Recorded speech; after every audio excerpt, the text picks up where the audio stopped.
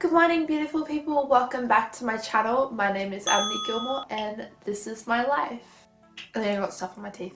If you're new to this channel, I post weekly content on the subjects of lifestyle, productivity, morning routines, night routines, gastroparesis awareness, and some faith devotionals. So if any of those topics interest you, then be sure to click the subscribe button and don't forget to ring the notification bell to stay updated with new videos coming from me weekly. I do apologize in advance if you hear the nasally sort of sound coming from me today. I'm not feeling 100%. I haven't been eating very well and my gastroparesis has gone pretty intense at the moment. I feel like I'm on the verge of a major flare-up. That being said, this week's video is another gastroparesis awareness video. So I am so super keen to share with you 6 common misconceptions when it comes to gastroparesis or gastroparesis in patients. So without further ado, let's get straight into the video.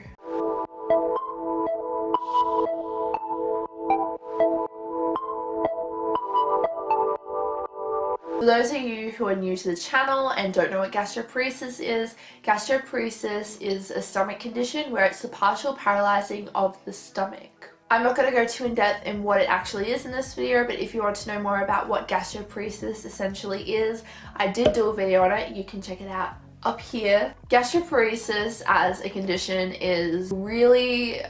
it's a major struggle to be able to be diagnosed with it. It took me 9 months to be able to be diagnosed from the start of when my symptoms started showing up. And that is considered to be quite fast compared to most people. Most people that I have heard of, it took them years to be diagnosed. Gastroparesis is more of a rare condition, and because of it being more uncommon, there is a lot of misconceptions around it. There is also a lot of difficulty in finding a diagnosis in someone who has gastroparesis because there's little to no awareness out there. However, there is a lot more awareness out there these days, which I'm so grateful for. But I feel for everyone who's had to deal with this condition long before this year, because I can't imagine how tough it would have been for them to get a diagnosis when there was essentially no awareness out there. So let's dive into misconception number 1, eating disorders. So because gastroparesis is a condition where it's actually difficult to eat, and after eating you can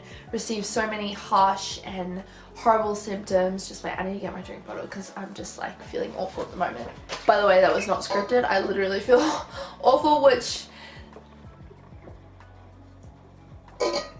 So because gastroparesis is a condition where it's hard to eat, and when the symptoms become worse after you've eaten, it is not uncommon for people to stop eating or not uncommon for people to struggle to eat. There is also a lot of vomiting that occurs in a lot of patients. A lot of patients with gastroparesis have trouble with vomiting due to the stomach being full because the stomach empties at an abnormally slow rate, and there's only so much we can fit in the stomach. Kind of like all those symptoms you get when you overeat, like the food coma, the vomiting, the bloating, when you've I'm talking about complete overeating. Well, gastroparesis is that times 100, and it happens not when you eat a whole day's worth. It happens when you have just the slightest, littlest small meal. Sometimes it can even just be 1 egg.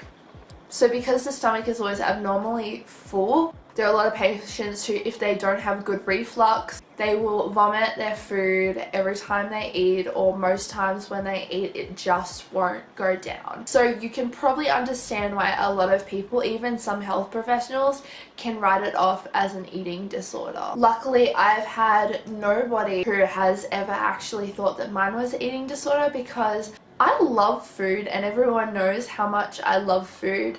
I was known for being the kid at the chocolate table, picking out on all the chocolates and leaving no chocolate for everyone else. Gastroparesis is not an eating disorder, and while so many people think, oh, why don't you just eat? You're malnourished because you can't eat. Well, I can fix it. How about you eat?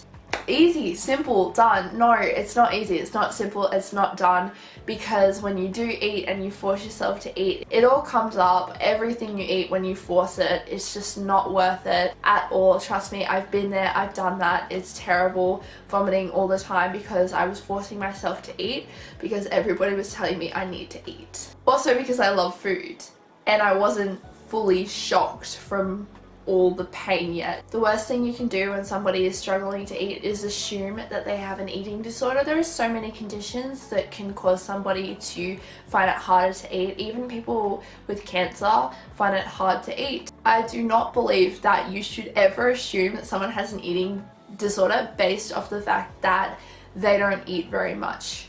And instead of telling someone with gastroparesis, well, why don't you just eat more, pressuring them to eat a lot, instead of doing that because it always ends wrong, maybe just encourage them and be there with them and listen to them and listen to what they have to say and really kind of sympathize with that. You cannot force a person with gastroparesis to eat. Like, they have already tried it. But I know in my case, I've already tried eating when I'm not feeling like eating, and it always doesn't end well unless I have the smallest snack.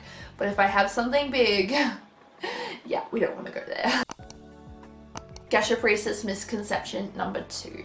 So because gastroparesis is also known as the partial paralyzing of the stomach, a lot of people assume that because the stomach is partially paralyzed that they cannot eat at all. So it becomes a bit of a shock to them when they see someone with gastroparesis eating something. Now, a lot of people don't really understand that partially paralyzed, like it's partially paralyzed, it's not fully paralyzed. So if it's partially paralyzed, people can still eat things. It's just they can eat very small portions. They can only tolerate a little bit. Just because someone's got gastroparesis doesn't mean if you see them eating something then they're totally lying about their condition, because you can still eat, trust me. It's just when you eat like everybody else eats, it's difficult and a massive mess. If you eat in a way that you're able to eat as a gastroparesis patient and you're able to keep it down,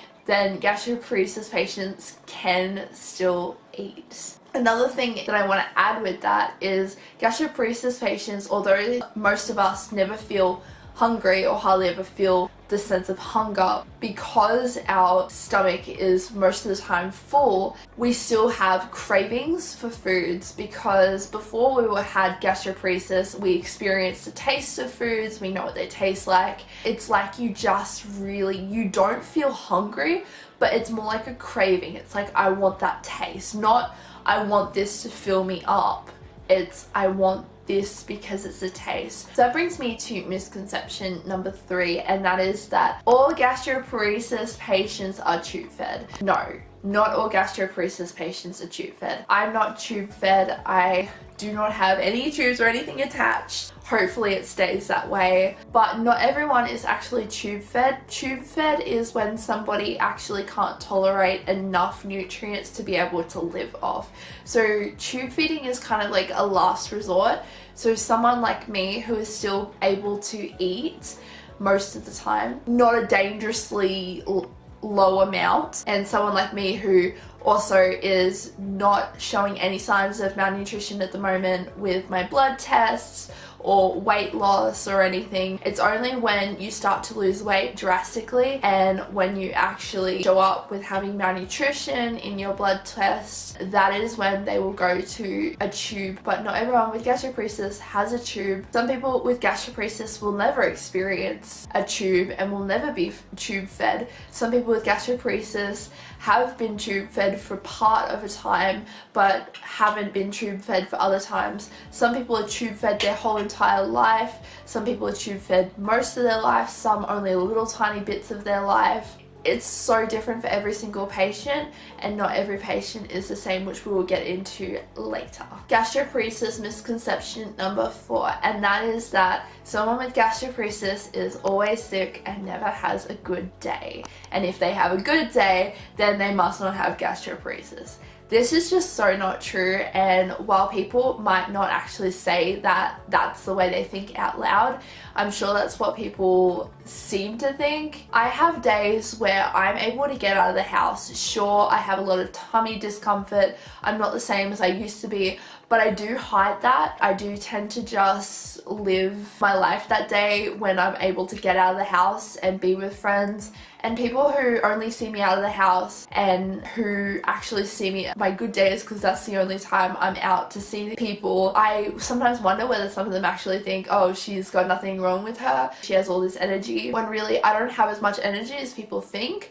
I force myself to have a lot of energy when I go out because I'm very energized by people, but when I get home I just crash and I'm extremely exhausted, and it can take a couple of days to actually catch up on all that energy that I used up while I was out for even just 2 hours. With gastroparesis, there is a thing called flare-ups, and flare-ups is when you have really bad sick weeks or days or months. It's a period of time where you are just really badly sick. Sure, most of us have issues a lot of the time and it never stops, but the flare-ups is when everything just seems to go completely bad.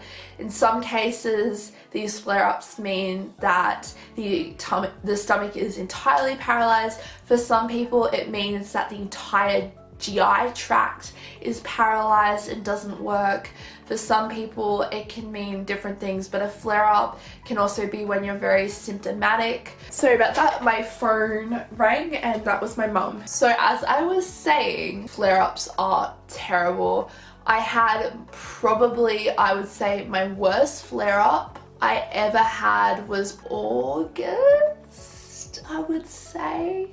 It was not good. I lost weight continuously and extremely fast. I was at one point losing 1 kilo every 2 days. It was just not a good time. I wasn't eating. My bones were sore. That was the worst flare-up I've had. I was in a lot of pain. That was the flare-up that made me make the decision, okay, we're going to Sydney. We're gonna get this sorted out. I don't know what's wrong with me, but I need to figure out what's wrong. This is before we knew it was gastroparesis. And then all the way up until we knew it was gastroparesis, it was just major flare-up. So in those times when I'm having a flare-up, it's much more easier to notice that someone is sick. However, I will say that even in a flare-up, some people are very positive. They're just light and bubbly, and so people tend to think that they're alright. And I kind of got told by my mum and a lot of my friends, like, you need to stop saying you're okay, like, stop saying you're okay, you're not okay. I don't know what to think about that, because now I say a lot of the time when people say how are you, I don't know what to say because I don't want to complain, but at the same time I've kind of gotten into that mindset that I shouldn't be saying I'm okay because I'm not okay. So I kind of get stuck, I'm like, yeah, battling on. I much prefer to be positive and be like, yeah, I'm going good. But nowadays I think my brain's been a bit rewired, because every time I said I was all good, I'd have people saying, stop saying that, like, you're not good, like, just be completely honest, you're not good. I think the hard thing with that is that when you say you're not good, that kind of makes people feel uncomfortable, and they're kind of like, oh, well, I kind of only asked how are you, because, you know, that's how we greet people in Australia. Hi, how are you? And that's where I come into my 5th gastroparesis misconception, and that is that all gastroparesis patients are skinny.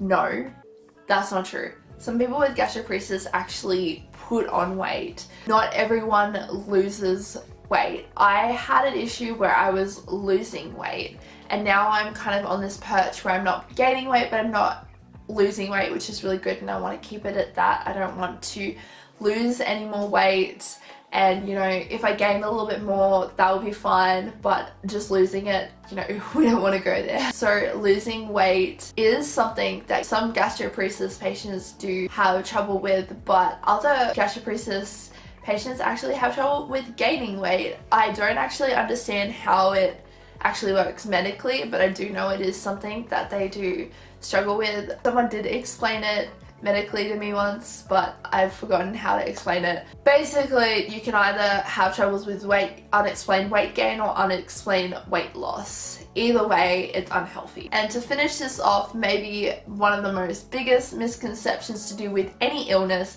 and any condition, and that is that everybody is the same. Okay, so everybody with gastroparesis, yes, they all have gastroparesis, but it's very different and it differs so much from patient to patient. Some people have, like I said earlier, weight gain problems. Some people have weight loss problems. Sometimes the extremes, like people are on opposite ends. I know people that can't tolerate liquids but can tolerate solids. And I know people that can't tolerate solids but can tolerate liquids. I know people that can't tolerate both. I struggle tolerating solids, but I also struggle tolerating clear liquids. My best option is in the middle with thicker, creamier liquids like potato mash and whatnot, and then like very soft sort of solids, kind of like jelly. Also on top of that, like I said before, some people require feeding tubes, some people don't. Some people require IV therapy. I'm one of those people that does IV therapy. When you think about it, our bodies are so unique and so different. We each have our own DNA, and God has made us so complexly different from everyone else. So of course we're going to struggle with the same thing in a different way, because our bodies are different and our bodies cope with things differently. So yes, gastroparesis is different from patient to patient, but I'm pretty sure every other condition would be the same. So that brings me to the end of this video. What misconception shocked you the most? Let me know in the comments down below. Also, don't forget, I'm posting content on this channel every Friday at 5 a.m. Sydney time, so be sure to be on the lookout for new videos every Friday. You can follow me at my Instagram at Amity Gilmour, and on Facebook I'm Amity Gilmour. I also have a website, www.amitygilmour.com. That's enough from me. Until next week, goodbye and God bless.